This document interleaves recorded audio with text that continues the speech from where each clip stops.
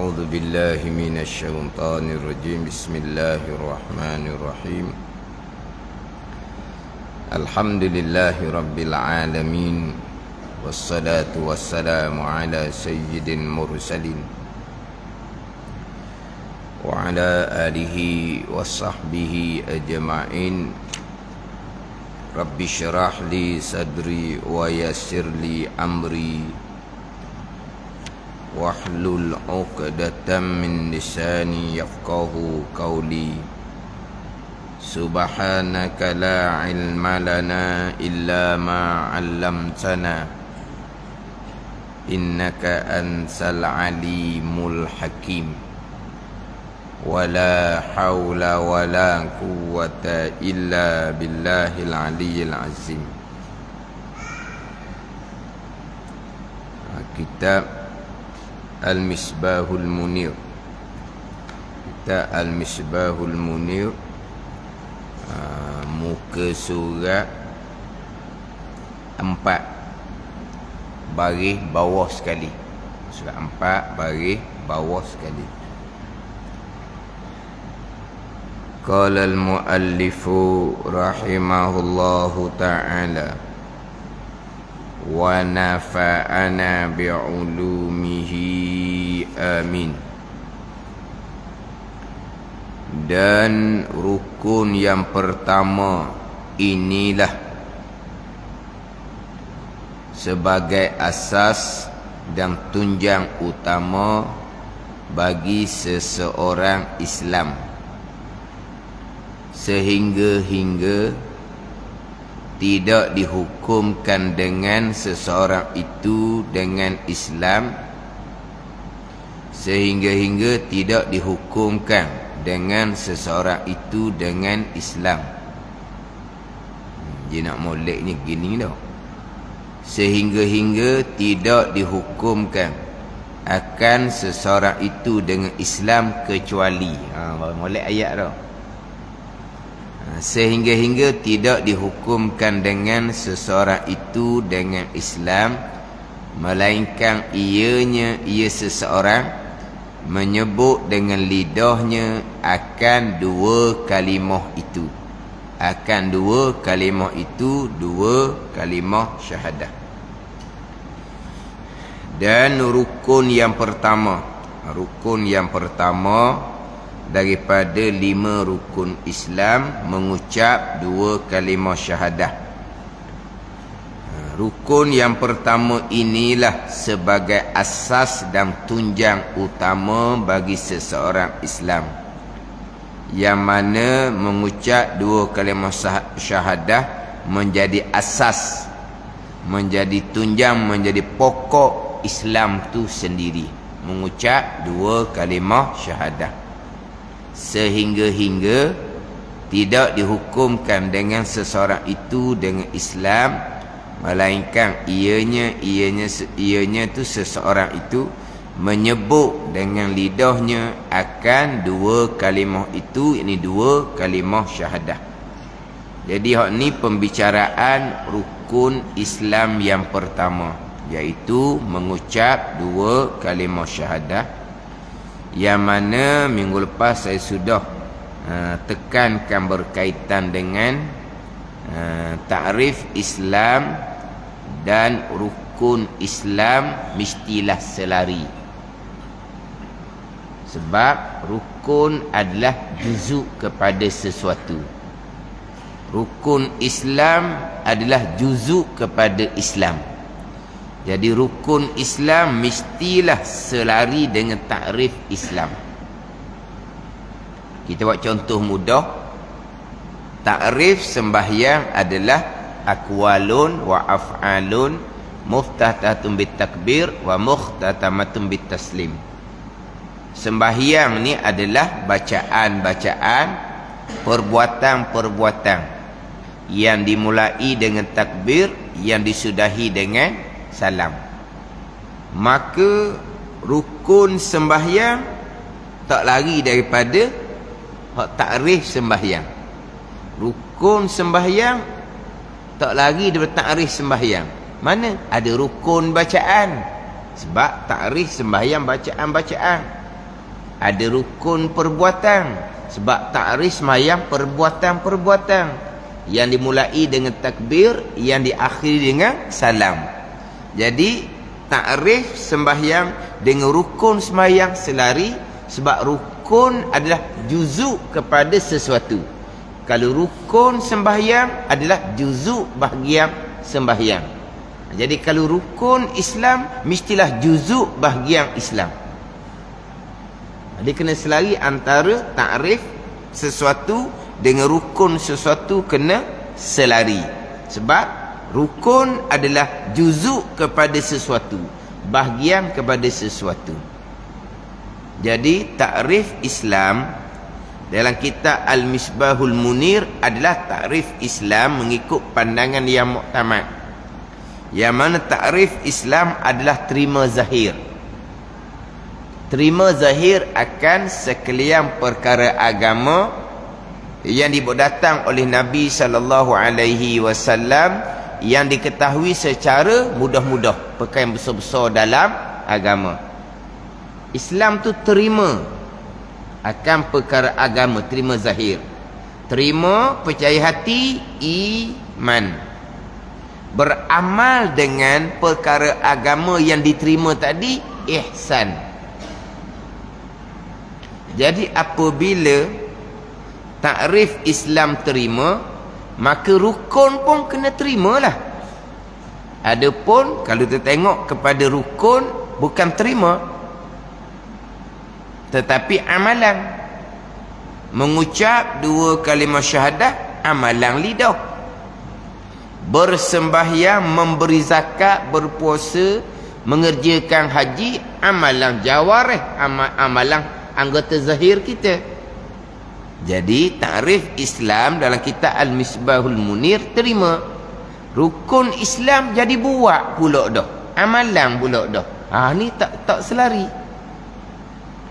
Maka apabila pandangan muktamad Islam adalah terima, maka rukun pun kena letak terima. Jadi terima macam mana? Mengucap 2 kalimah syahadah tu amalan lidah.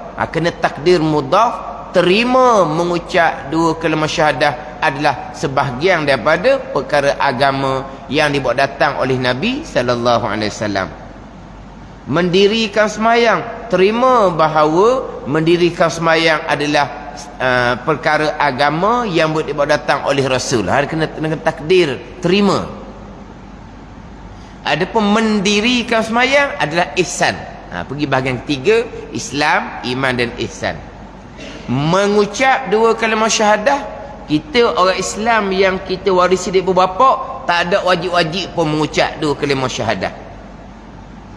Tu mengucap 2 kalimah syahadah ketika membaca tasyahud akhir, tu bicara lain, tu sembahyang. Ada ni, itu dalam sembahyang. Di luar sembahyang ni, apa hukum mengucap 2 kalimah syahadah? Tak wajib pun. Sebab apa?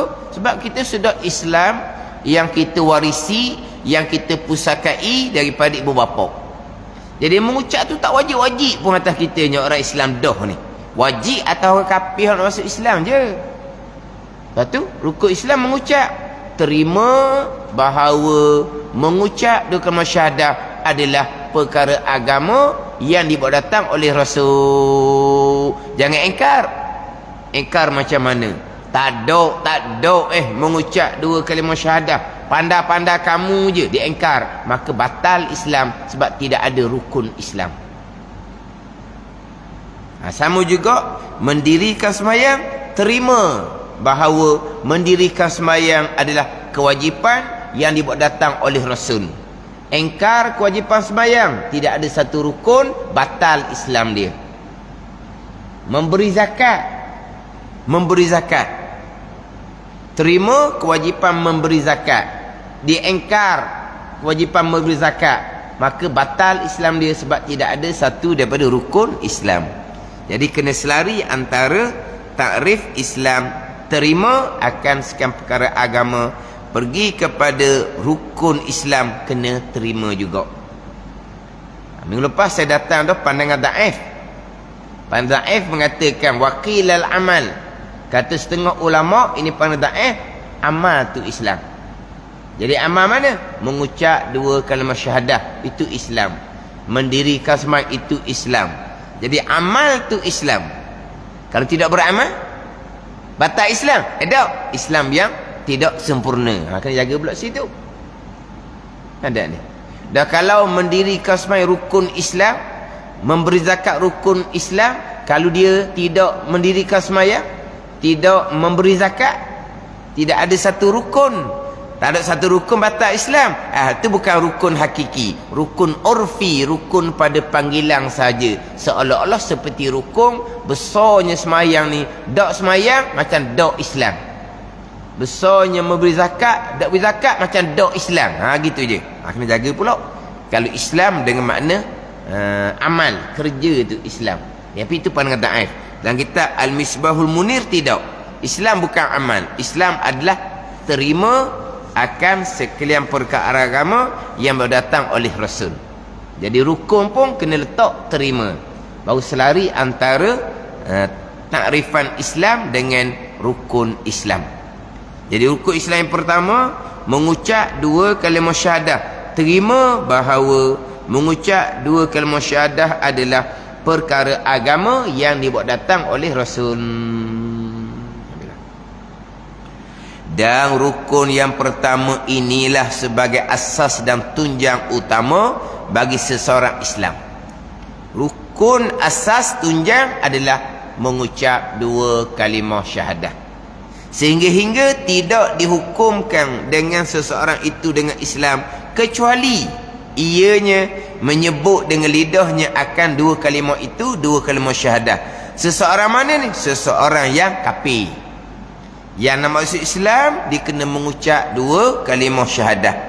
Tetapi orang-orang yang sudah Islam 2 ibu bapaknya, tidak wajib lagi mereka itu menyebut 2 kalimah itu, kerana memadai dengan menurut jua. Apa makna menurut? Taba'an li abawai. Menurut. Apa makna menurut? Ibu ayah Islam, dia turut Islam. Tak wajib mengucap 2 kalimah syahadah. Memadai dengan menurut jua. Menurut dengan mana apa? Turut jadi Islam kerana mak ayah Islam. Itu menurut. Wajib tak mengucap 2 kalimah syahadah? Tak wajib. Yang wajib mengucap 2 kalimah syahadah adalah orang kafir yang nak masuk Islam. Tapi kita kena faham, mengucap 2 kalimah syahadah ni adalah menjadi asas tunjang kepada Islam itu sendiri. Orang Islam, orang yang ada 2 kalimah syahadah. Orang yang batal Islam, kita sebut batal 2 kalimah syahadah. Batal Islam, kita kata batal syahadah. Batal syahadah tu batal Islam. Jadi Islam dengan syahadah tu hak tula jadinya. Dah batal Islam disebut sebagai batal syahadah. Jadi batal Islam ialah batal syahadah. Sebab apa? Syahadah tu menjadi rukun asas kepada Islam. Jadi batal Islam, batal syahadah. Sebab apakah pengertian 2 kalimah syahadah? Apakah maksud daripada penyaksian kita bahawa tiada Tuhan melainkan Allah? Apakah maksud penyaksian kita bahawa Nabi Muhammad adalah utusan Allah? Apa maksud dia?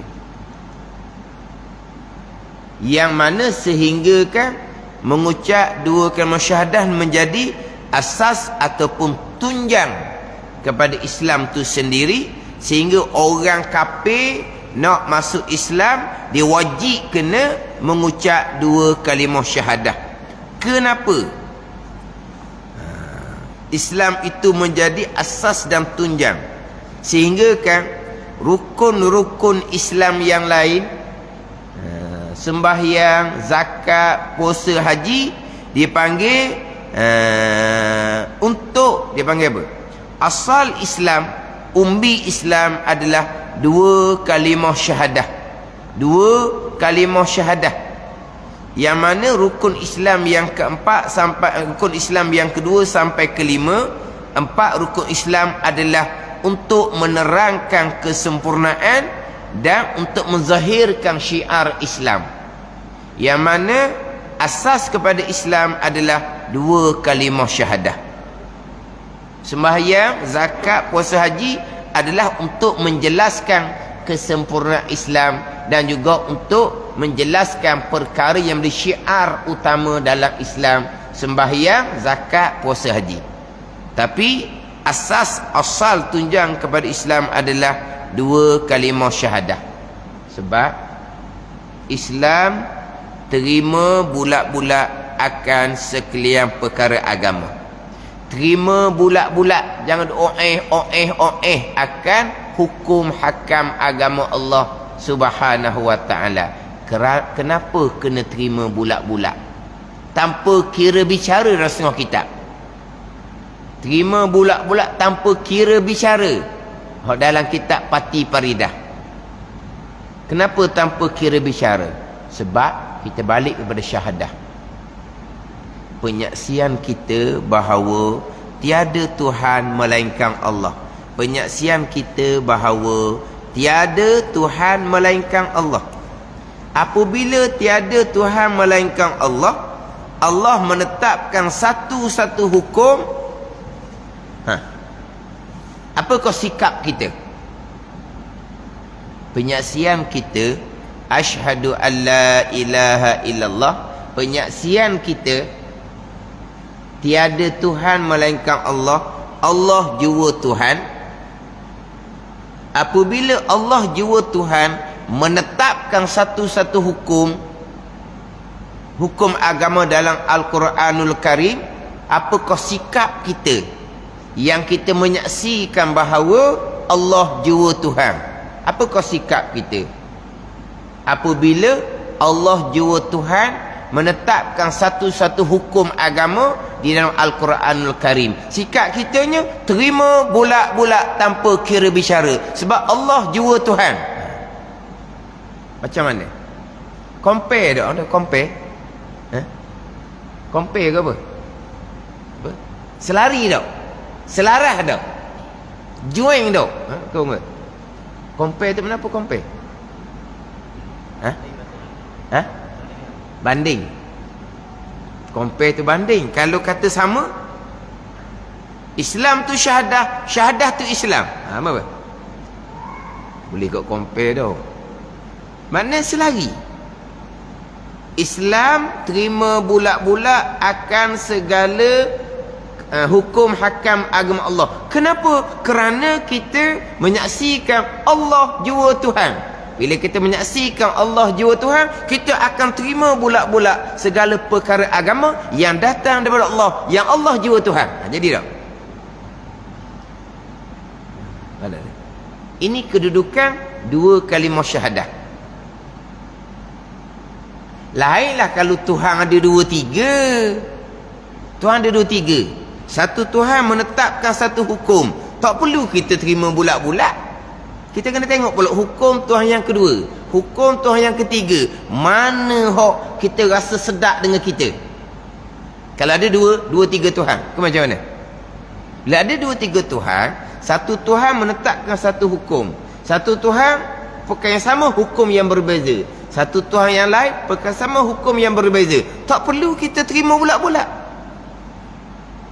Kita tengok dululah mana hukum antara 2-3 Tuhan ni yang kita rasa sedap dengan kita. Mana kita ada pilihan. Sebab Tuhan ada 2-3.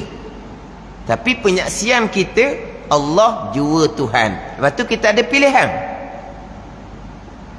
Sebab tu Muslim orang yang tiada pilihan. Muslim orang yang serah diri. Kenapa kita serah diri? Kepada ketetapan Allah Subhanahu wa ta'ala. Kenapa kita tidak ada pilihan? Sebab penyaksian kita, Allah jua Tuhan. Kita tidak ada pilihan, hanya kena terima bulat-bulat segala ketetapan Allah Subhanahu wa ta'ala. Kenapa kita serah diri?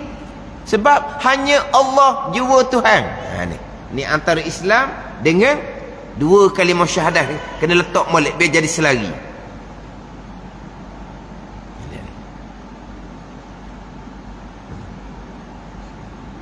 Kita buat bandingan ginilah. Buat bandingan lah. Tempat kerja kita tu dia je boh, segala-gala dia. Kita nak ikut mana? Kita nak tak boleh, tak ada pilihan kitanya, kena ikut kata dia. Dia kata gitu-gitulah kitanya. Sebab apa? Dia je seorang boh. Mana kilang tu hak dia tuang dia. Kita nak ikut mana? Boleh tak boleh. Lepas tu kalau kita tak boleh nak terima, kita keluar daripada kilang dia tu, kita cari tempat lain. Selagi kita duduk dalam tu, kita tak ada pilihan. Kita kena terima apa yang ditetapkan oleh dia, sebab dia tuan punya.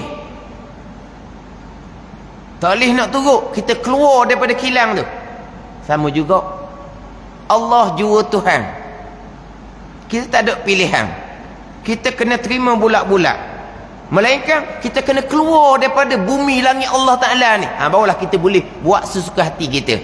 Keluar daripada langit dan bumi Tuhan. Keluar. Barulah kita boleh buat sesuka hati kita. Selagi kita duduk di bumi Allah, berenang di bawah langit Allah, Allah jua Tuhan, kena terima bulat-bulat. Kena faham molek. Kena faham molek ni bab Islam, bab syahadah, bab penyaksian kita Allah jua Tuhan ni.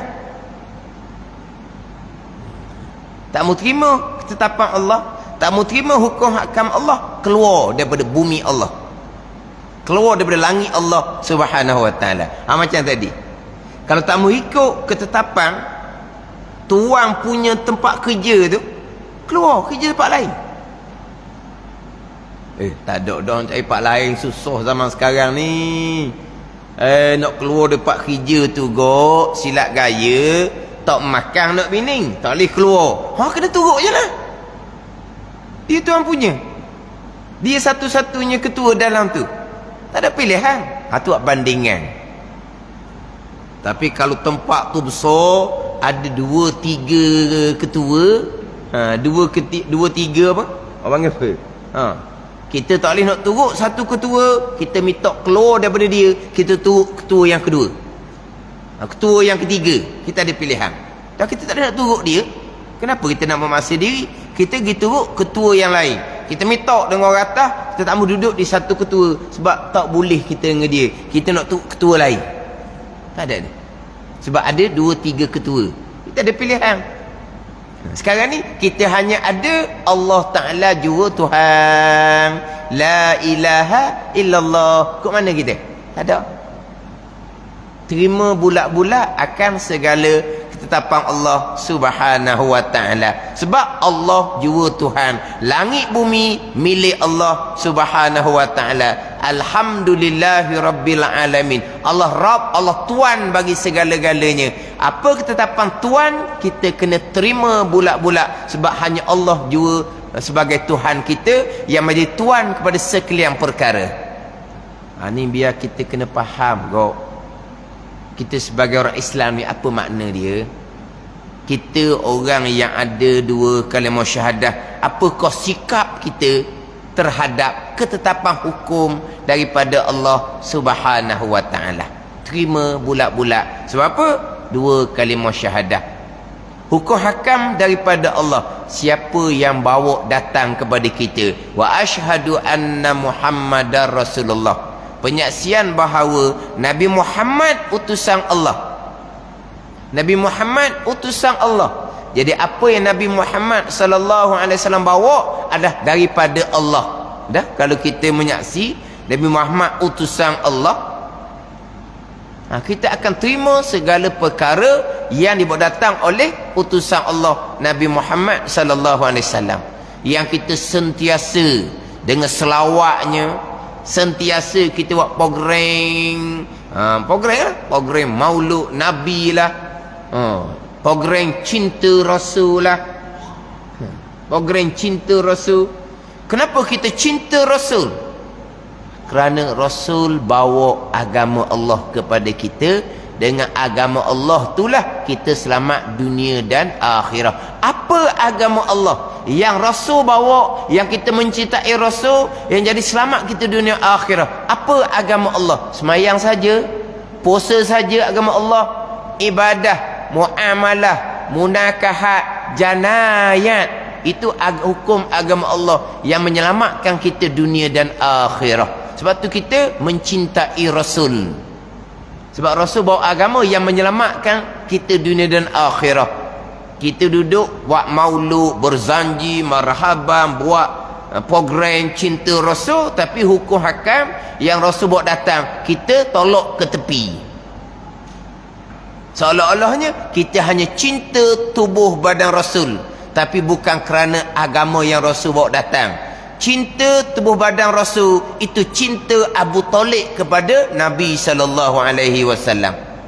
Tapi agama Nabi SAW Abu Talib tak turut. Tapi tubuh badan Nabi SAW Abu Talib mempertahankan dengan nyawa dia sendiri. Kalau hanya cinta kelahiran semata-mata, sambut maulud Nabi, kelahiran Nabi, suka dengan maulud kelahiran Nabi, itu cinta Abu Lahab kepada Nabi SAW dengan kelahiran semata-mata. Cinta Abu Lahab dengan kelahiran Nabi SAW. Cinta Abu Talib akan tubuh badan Nabi SAW. Tapi agama yang Nabi kita bawa datang, walaupun Abu Talib tak lawang sekalipun, tak terima, tak turut.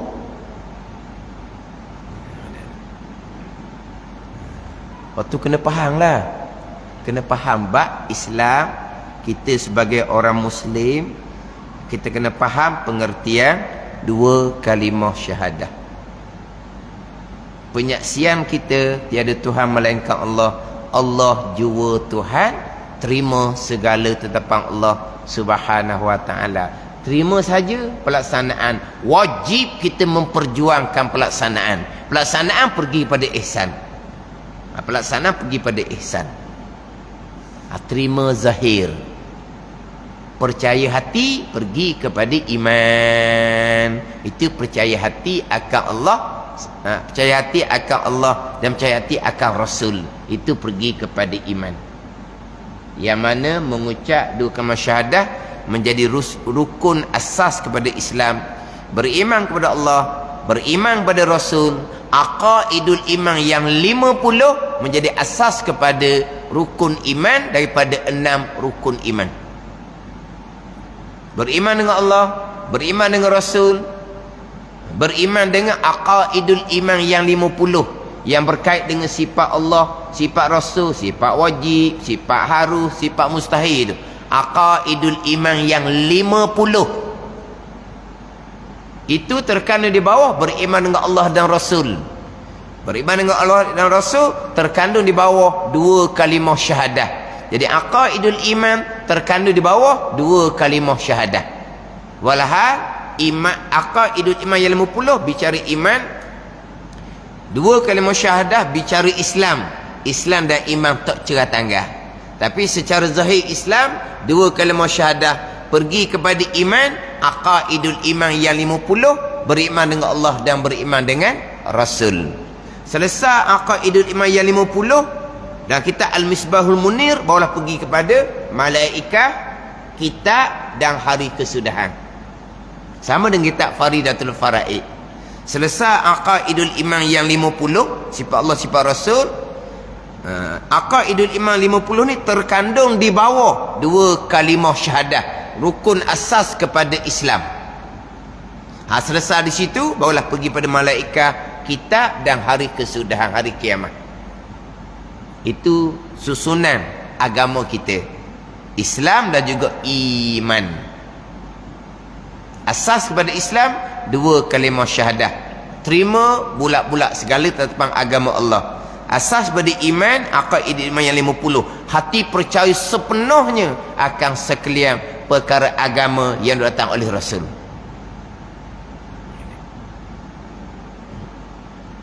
Mengaku sebagai orang Islam, kemudian bersembahyang, sujud kepada Allah, angkat kepala dari tempat sujud. Hukum Allah tidak sesuai, hukum Allah tidak, hukum Allah zalim. Tadi kamu sujud pada siapa? Ini orang jahil yang tidak ada dua kalimah syahadah, orang jahil yang tidak mengenal Allah Subhanahu wa taala, sujud hanya lakonan sahaja. Itu bukan sujud yang sebenar. Orang yang sembahyang, orang yang kuat dua kalimah syahadah. Sebab tu disujud kepada Allah Subhanahu wa taala. Sebab itulah kita ahli sunnah wal jamaah, kita tidak boleh mengkafirkan orang yang sembahyang. Kita ahli sunnah jamaah tidak boleh mengkafirkan orang yang satu kiblah dengan kita. Tidak boleh dikafirkan orang yang bersembahyang yang satu kiblah dengan kita. Sebab apa? Orang sembahyang ni sujud sampai 2 kali. Sujud 2 kali pada tiap-tiap rakaat, nak menunjukkan bahawa dia ni orang yang betul-betul tunduk kepada Allah Subhanahu wa taala. Rakaat sekali, sujud 2 kali. Itu menjadi tandaan bahawa dia adalah orang yang serah diri kepada Allah Subhanahu wa taala, orang yang tunduk kepada Allah Subhanahu wa taala. Buktinya sujud 2 kali pada tiap-tiap rakaat. Apa makna tunduk kepada Allah Subhanahu wa taala? Terima bulat-bulat segala ketetapan Allah serta memperjuangkan supaya ketetapan Allah, hukum hakam Allah terlaksana di bumi Allah Subhanahu wa taala. Ini orang yang sujud kepada Allah Subhanahu wa taala. Sujud tu lambang tunduknya kepada Allah, serah dirinya kepada Allah Subhanahu wa taala. Bengah daripada sujud, hukum Allah tak sesuai, berarti Allah tak pandai, Allah tidak alim, tidak bijaksana. Allah turunkan Al-Quranul Karim kepada Nabi sallallahu alaihi wasallam. Nabi ni nabi yang terakhir. Al-Quran kitab yang terakhir. Syariat Nabi ni sampai ke kiamah. Kiamah dak lagi, syariat Nabi tak sesuai dah. Kiamat dak lagi, syariat Nabi tak boleh nak pakai dah, tak sesuai dah. Berarti Allah Ta'ala yang menetapkan syariat, Allah Ta'ala tu jahil. Manakah hukum yang hak sesuai? Hak orang kafir tinggal kepada kita, hak tu lebih sesuai. Mana orang kafir lah hak lebih pandai daripada Allah Subhanahu wa taala. Kenapa kamu nak sujud kepada Allah? Sujudlah pada orang kafir. Yang mengapa ni? Orang sujud yang jahil, tidak mengenal dua kalimah syahadah. Orang sujud yang tidak mengenal Allah Subhanahu wa taala. Walaha sujud itulah lambang besar serah dirinya kita kepada Allah, lambang besar kita tunduk sepenuhnya kepada Allah, kepada hukum hakam Allah yang datang oleh Rasul. Sebab itulah kita tidak boleh kafirkan orang yang satu kiblah dengan kita. Orang satu kiblah, orang semayang yang sebenar, bukan orang semayang yang tidak mengenal Allah Subhanahu wa taala. Sujud, bengah, hukum Allah tidak sesuai, hukum Allah zalim. Kata tadi sujud pada siapa? Akhirnya bukan kata hukum sendiri, hukum Allah tidak sesuai, hukum saya buat yang lebih sesuai. Kamulah jadi Tuhan sebab kamu lebih bijaksana. Bukan, hukum Allah tidak sesuai, sendiri pun tak ada buat hukum. Dan hukum mana yang sesuai? Hukum orang kafir, hak penjajah tinggal tu sesuai. Jadi orang kafir hak bijaksana yang mengetahui, Allah tidak mengetahui. Ada agama seumpama tu? Tak ada agama. Tak ada agama. Islam di mana? Syahadah di mana? Belum nak bicara bab iman, aqaidul iman tu di mana? Islam di mana? Tak ada ni. Rukun Islam di mana? Sembahyang di mana? Jahilnya dengan agama Allah Subhanahu wa taala. Itulah cara penjajah untuk memalingkan orang Islam daripada agama Allah Subhanahu wa taala. Penjajah berpengalaman untuk memaksa orang Islam keluar daripada Islam. Orang Islam sanggup mati. Akhirnya dia tidak memaksa orang Islam keluar daripada Islam, tetapi dia menanamkan racun penjajah untuk memalingkan kepercayaan kita kepada agama Allah Subhanahu wa taala. Akhirnya bersembahyang, sujud, tapi tidak percaya pada agama Allah Subhanahu wa taala. Akhirnya berpuasa, sanggup tahan lapar satu hari, tapi tidak percaya kepada hukum hakam Allah Subhanahu wa taala. Akhirnya ke Mekah, habis duit belah-belah ribu, puluh-puluh ribu, tapi tidak percaya kepada agama Allah Subhanahu wa taala. Inilah penjajah. Penjajah oriental ini dipandang macam mana cara nak mengeluarkan orang Islam daripada agama Allah. Keluar jadi murtad terang-terang, orang Islam tak sanggup. Tapi keluar dengan bahawa tidak percaya kepada agama Allah Subhanahu wa taala, walaupun bersembahyang, berpuasa di Mekah sekalipun. Itu bicara dahulu. Sebab kita dijajah lama, kemudian kita ni pula terima Islam kemudian sangat-sangat. Kita terima Islam kemudian sangat-sangat. Kita terima Islam bukan daripada sahabat, bukan daripada tabi'in. Kita hanya terima Islam daripada pedagang-pedagang. Mana Islam yang kita terima tu Islam yang agak bertambah nipis. Kemudian dijajah pula oleh orang kafir ratus-ratus tahun. Jadi kita tak kenal agama kita sendiri, walaupun rupa zahirnya bersembahyang, sujud kepada Allah Subhanahu wa taala. Jadi kita sekarang ni perkembangan agama, ilmu agama bertambah berkembang, kita balik semula kepada agama yang sebenar. Balik pada agama yang sebenar, menjadi orang Islam yang sebenar, orang Islam yang bertunjangkan dua kalimah syahadah. Orang Islam yang beriman, berakidah dengan 50 aqaidul iman. Balik kepada agama, balik pada Islam, iman yang sebenar. Kita memperjuangkan ihsan, pelaksanaan pengabdian diri kita kepada Allah dengan bahawa pelaksanaan segala hukum hakam Allah Subhanahu wa taala di bumi Allah Subhanahu wa taala. Balik pada agama yang sebenar, merangkumi Islam, iman dan ihsan. Tapi kalau Islam pun tak lulu, tak ada ihsan. Islam, iman disempurnakan dengan ihsan. Ambil faham balik dalam kitab. Kita mengaji nak jadi orang beragama, orang beragama yang sebenar, bukan orang beragama yang ikut neraca orang kafir. Bukan, itu bukan agama yang sebenar. Mana dahulu tu jauhnya lah daripada agama. Hukum-hukum hakam agama Allah ni jadi barang permainan sahaja, di sebuah percakapan. Cuma alhamdulillah sekarang ni percakapan tu tak ada dah pelik-pelik. Lepas tu pergi kepada perjuangan untuk pelaksanaan. Perjuangan untuk pelaksanaan.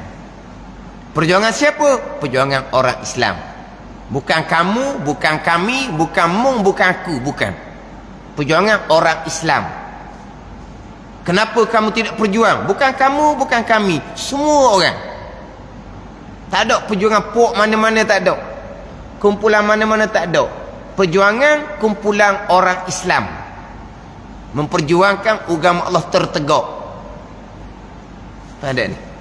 Bukan kamu, dah kamu nak sangat, tak nak sangat. Selagi kita duduk di bumi Allah, kita kena perjuangkan hukum agama Allah Subhanahu wa ta'ala. Itu saja. Itu kewajipan kita, memperjuangkan agama yang syumul.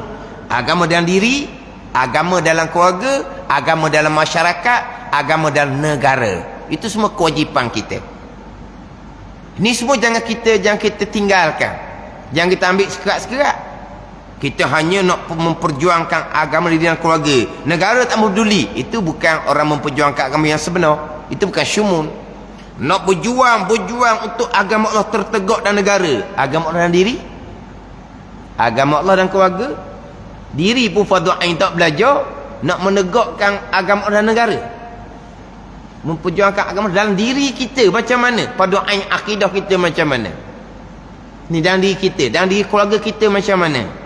Mana kena berjuang seiring. Dalam diri, dalam keluarga, masyarakat, negara kena seiring. Tambahan kita orang belajar agama ni, Kita kena menunjukkan perjuangan kita untuk menegakkan kepada negara. Jangan kita orang ngaji agama tak berherabat negara. Jangan tunjuk gitu. Itu bukan contoh yang baik. Kena tunjuk kita memperjuangkan agama yang syumun. Diri, keluarga, masyarakat dan negara. Hak mereka yang hanya memperjuangkan agama dan negara, nak tegak agama negara, nak tegak hukum agama dan negara, dirinya tak belajar apa-apa pun.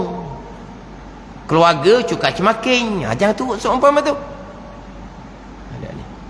Biar kita faham apa agama kita, apakah pemberian diri kita kepada Allah, ihsan. Pemberian diri kita kepada Allah, memperjuangkan agama Allah Subhanahu wa ta'ala. Pemberian diri kepada Allah, kita suruh makruf cegah mungkar. Kita tegakkan agama dan diri, tegakkan agama dan keluarga, tegakkan agama dan masyarakat dan negara. Itu perjuangan kita dengan kadar kemampuan masing-masing. Tak sama kemampuan kita. Kemampuan orang lelaki tak sama dengan kemampuan orang perempuan. Sekadar kemampuan masing-masing, tapi kita kena kenal agama. Faham agama, Islam, iman, ihsan. Barulah kita memperjuangkan agama dan diri, keluarga dan negara. Dua kalimah syahadah, kemudian pergi kepada sembahyang, sujud. Manapun ni, menyerah diri kepada Allah, tunduk kepada Allah Subhanahu wa ta'ala. Sebagai orang Islam, terima segala perkara agama yang datang daripada Allah Subhanahu wa ta'ala. Terima sekalian. Terima sebahagian, sebahagian lagi tak terima, pandai kita daripada Allah Subhanahu wa ta'ala pula jadinya. Jadi faham apakah kedudukan dua kalimah syahadah yang menjadi asas tunjang bagi seseorang Islam, sehingga tidak dihukumkan dengan seseorang itu dengan Islam kecuali ianya seseorang dan menyebut dengan lidahnya akan dua kalimah syahadah itu. Orang kafir nak masuk Islam, dia kena mengucap dua kalimah syahadah. Tetapi orang-orang yang sudah Islam dua ibu bapaknya, tidak wajib lagi, tidak wajib pada syarak mereka menyebut dua kalimah itu, dua kalimah syahadah, kerana memadai dengan menurut jua, menurut taba'an li abawai, menurut jua, menurut ibu dan bapa. Bukan ibu dan bapa ni, ibu ataupun bapa. Ada ni, ibu ataupun bapa. Apabila ibu ataupun bapa masuk Islam, maka anak yang belum baligh menjadi Islam taba'an li abawai. Menurut ada ni. Kita ni mak ayah kita Islam, kita turut jadi Islam. Kalaulah mak ayah tu bukan Islam, kemudian mak ayah tu masuk Islam, maka anak yang belum baligh menjadi Islam automatik menurut ibu bapa dia yang sudah masuk Islam, tanpa perlu anak yang belum baligh tadi mengucap dua kalimah syahadah. Ada ni, anak yang belum baligh. Adapun anak yang sudah baligh, dia wajib mengucap dua kalimah syahadah sendiri. Kemudian Islam menurut ni, Islam turut ibu dan ayah ni. Ibu dan ayah, bukan ibu dan ayah, ibu ataupun ayah, seorang saja yang sudah mengucap dua kalimah syahadah, anak automatik dihukumkan sebagai orang Islam menurut dipanggil. Anak mana? Anak yang belum baligh. Anak yang belum baligh. Yang mana kadang-kadang kan bila mak ayah masuk Islam, dia akan bawa anak yang belum baligh mengucap juga. Tak apalah mengucap juga, tapi tak syarat mengucap pun. Ibu bapa, bukan ibu dan bapa, ibu ataupun bapa. Kalau kedua-dua mengucap dua kalimah syahadah, okeylah. Kalau seorang saja, ibu ataupun bapa, automatik anak tu menurut turut jadi Islam. Ini hukum agama. Tapi dalam hukum negara dia lain. Hukum negara,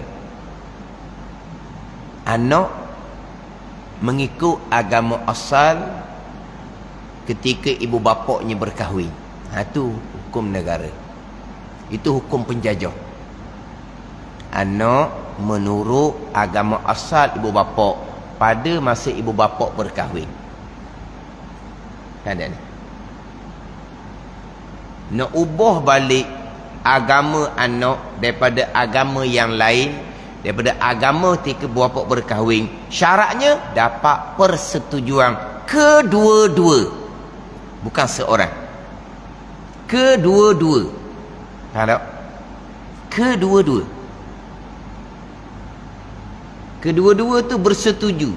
Anaknya tukar agama daripada agama asal pada masa ibu bapa dia berkahwin pada agama lain. Syarat persetujuan kedua-dua. Persetujuan sebelah pihak, ayah sahaja, ibu tidak, ibu sahaja, ayah tidak. Itu tidak sah dari segi hukum negara. Hukum penjajah. Merdeka 60 tahun dah. Tapi itulah hukum negara. Ni hak timbul konflik agama ni.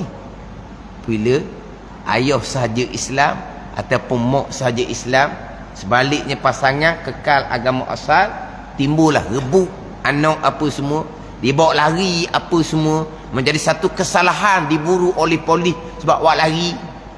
Buat lari kenapa? Untuk selamat agama anak dia. Undang-undang tidak melindungi. Ada ni.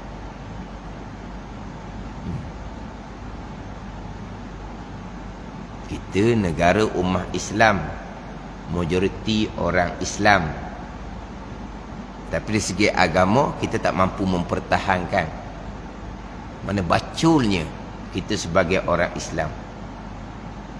Kita boleh baca kan hak kisah semasa macam mana, hak kisah semasa macam mana. Bila berjaya sahaja mengikut undang-undang negara, anak tadi itu dia menzahirkan kekafiran dia. Sebelum tu tak nampak mana. Pandai. Begitu juga asalnya konon-konon kerana ibu dengan anak. Jangan kita menzalimi ibu, memisahkan ibu daripada anak. Bayangkan kita sebagai ibu terpisah daripada anak jadi macam mana. Walaupun ibu tu asal tak peduli anak pun, tak peduli pun, tapi ibu tu sudah dipengaruhi oleh gerombolan hak kafir tu, yang duduk di negara umat Islam, yang bersikap dengan menzahirkan kekafiran. Kafir tu kafir, tak menzahir dah, menzahirkan dia tu tak suka pada agama Allah Subhanahu wa taala. Memang dia tak suka, tapi dia jadi nak lawan akan hukum agama Allah. Anti, tunjuk anti.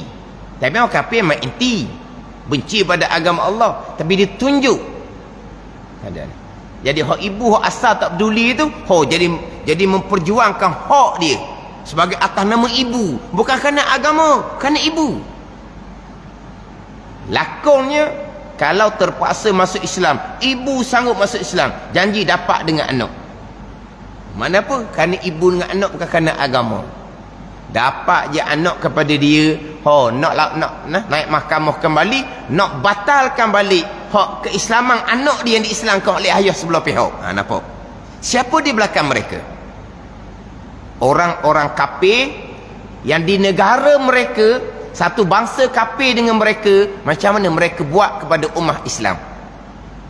Macam mana mereka buat kepada ummah Islam di negara mereka yang agama bangsa yang sama dengan mereka? Macam mana mereka buat pada umat Islam di negara mereka? Mereka duduk di tempat kita amang damai, dapat menikmati apa-apa nikmat negara kitanya, sampai masa ditunjuk belang mereka. Tapi orang Islamnya macam mana? Orang Islam berpecah-pecah. Akhirnya orang kafir menguasai. Itu berkait dengan akidah. Ni dok ni orang Islam segi mempertahankan. Ini bukan akidah, bukan agama. Ini kita nak memperjuangkan hak ibu dengan anak macam mana. Ni bukan kerana agama, ni ibu dengan anak. Cuba kita tengok kemudian macam mana. Siapa di belakang mereka? Siapa di belakang mereka? Dan orang di belakang mereka ni pernah diberi peluang untuk menerajui negara kita. Macam mana sikap mereka pada agama kita? Ada ni. Tapi masih lagi ada orang Islam yang menjadi balaci kepada golongan ni. Orang Islam menjadi pok turuk pada golongan ni. Apa yang dimakan wallahu alam lah. Maka apa yang menunjukkan macam mana belang dia. Hukum agama tidak. Apabila ayah ataupun ibu mengucap dua kalimah syahadah, anak yang belum baligh automatik dihukumkan sebagai orang Islam menurut, dia panggil menurut jua. Menurut jua. Mana? Automatik menjadi Islam. Anak yang belum baligh apabila ibu dan ayah ataupun ibu seorang ataupun ayah seorang masuk Islam. Anak yang belum baligh dihukum sebagai Islam tabaan li abawah, ikut pada ibu dan ayah, ataupun ikut ibu ataupun ikut ayah yang sudah menjadi Islam.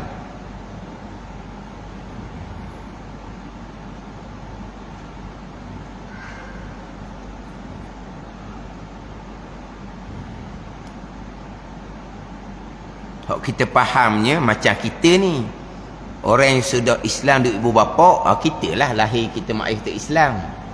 Dia sama je. Hak anak belum baligh yang ibu bapanya Islam, tidak wajib lagi mereka itu menyebut dua kalimah itu. Tak wajib lagi mengucap dua kalimah syahadah kerana memadai dengan huruf jua. Apabila ibu ayah tu Islam, Islam asal ke Islam mengucap dua kalimah syahadah kemudian. Dia gitu. Jadi kalau masuk Islam ibu ataupun ayah, anak yang belum baligh tidak menurut. Anak yang belum baligh tidak menurut jadi orang Islam, dia wajib kena mengucap sendiri untuk menjadi orang Islam, tidak menurut. Yang menurut Islam ibu bapa, Islam ibu atau Islam bapa adalah anak yang belum baligh.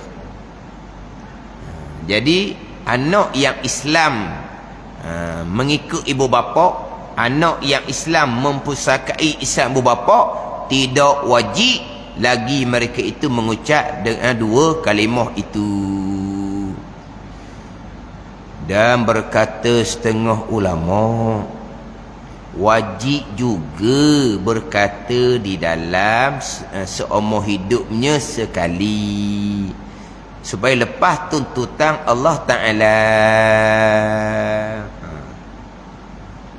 Hak tadi apabila mak ayah tu Islam, anak tu tak wajib dah mengucap dua kalimah syahadah. Anak tu memada Islam dengan menurut jua. Tabaan je, tabaan li abawah turut jua, tak wajib mengucap. Dan berkata setengah ulama ni mazhab Maliki, wajib juga berkata dalam semua hidupnya sekali. Wajib berkata ni bukan untuk jadi Islam. Islam daripada lahir lagi dahnya. Islam dalam perut mak laginya. Tapi lepas daripada besar tu wajib kena wajib juga berkata dalam seumur hidupnya sekali. Wajib. Sekali tu wajib. Supaya lepas tuntutan Allah Ta'ala. Ni di luar ibadat ni. Memang kita wajib mengucap dua kalimah syahadah. Kan kita orang semayang kan ada dua kalimah syahadah dalam tasyahud awal, tasyahud akhir. Tasyahud awal tu tak wajib lah, itu sunat abad. Tasyahud akhir tu, dua kalimah syahadah tu, tasyahud akhir tu wajib. Tu wajib dalam sembahyang ni, cerita luar sembahyang ni.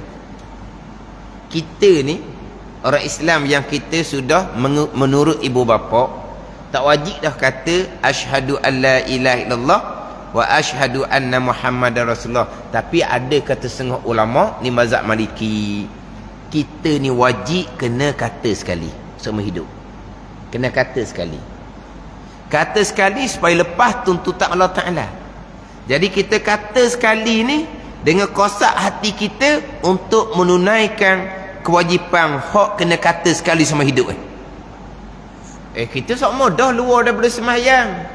Kita duk kata asyhadu alla ilaha illallah wa asyhadu anna muhammadar rasulullah. Ada tak kosak di hati kita untuk menunaikan kewajipan sekali sama hidup ni? Hak dalam mazhab Maliki ada tak kosak kita? Tak ada. Tak lepas lagi hak kewajipan sekali ya. Tak ada lagi. Kewajipan sekali kena kata sama hidup ni mazhab Maliki. Mazhab Syafi'i pun ada juga. Sekali tu kena kata dalam sama hidup kita, hukumnya sunat. Hukumnya sunat mazhab Syafi'i. Jadi kita kata asyhadu alla ilaha illallah wa asyhadu anna muhammadar rasulullah. Kosak di hati kita untuk menunaikan tuntutan kena kata sekali sama hidup. Barulah lepas kita daripada tuntutan sunat.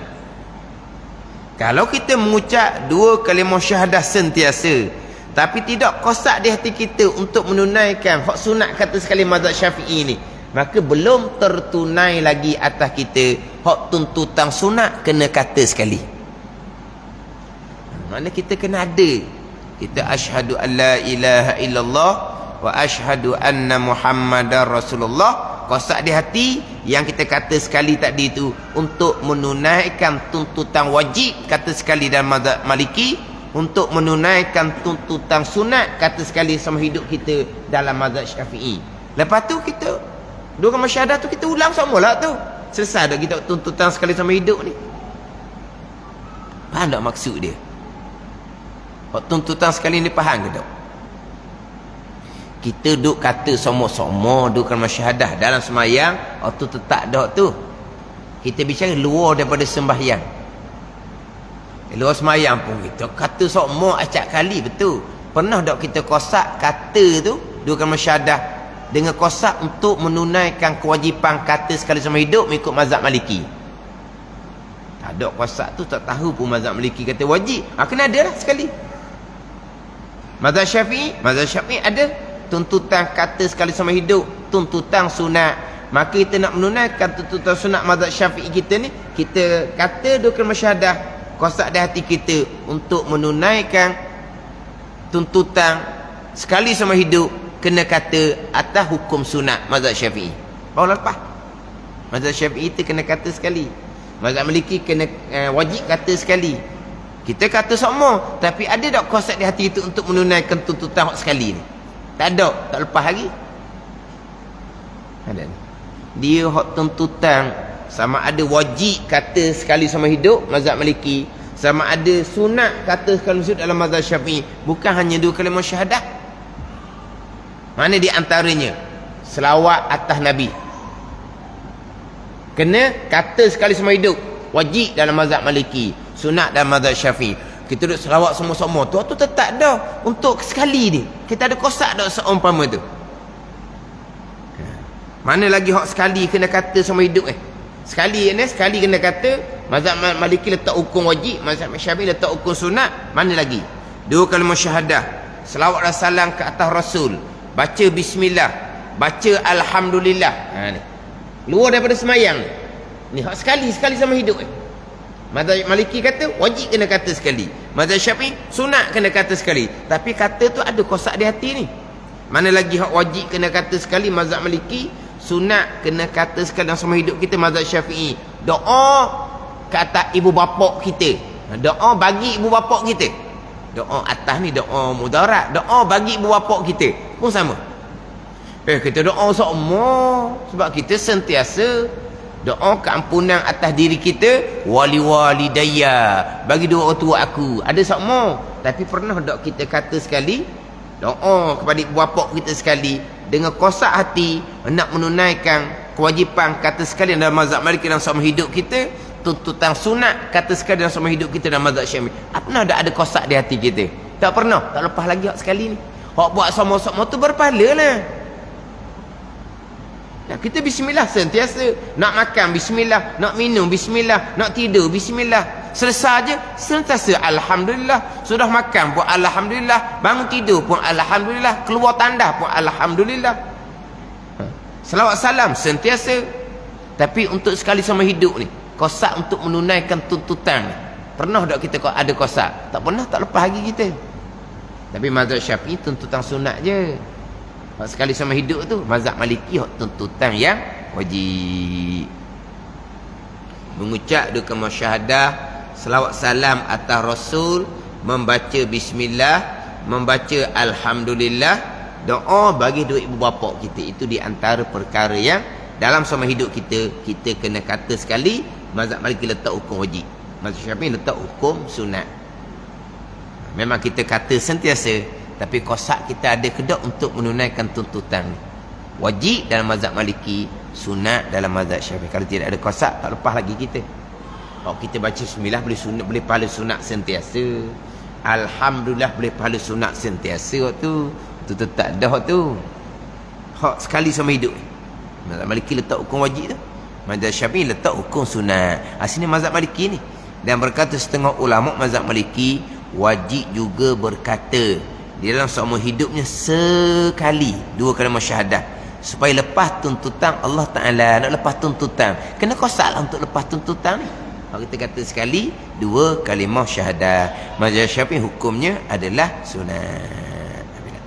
Sabda Nabi sallallahu alaihi wasallam di dalam hadis yang sahih, bersabda ia, umirtu an uqatilan nasa hatta yashhadu an la ilaha illallah al-haditha ay tammimil hadis.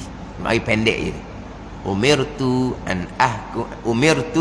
an uqatilan nasa hatta yashhadu an la ilaha illallah wa anna muhammadar rasulullah wa yuqimus salah wa yu'tuz zakah fa iza fa'alu zalika asamu minni dima'ahum wa amwalahum illa bihaqqillah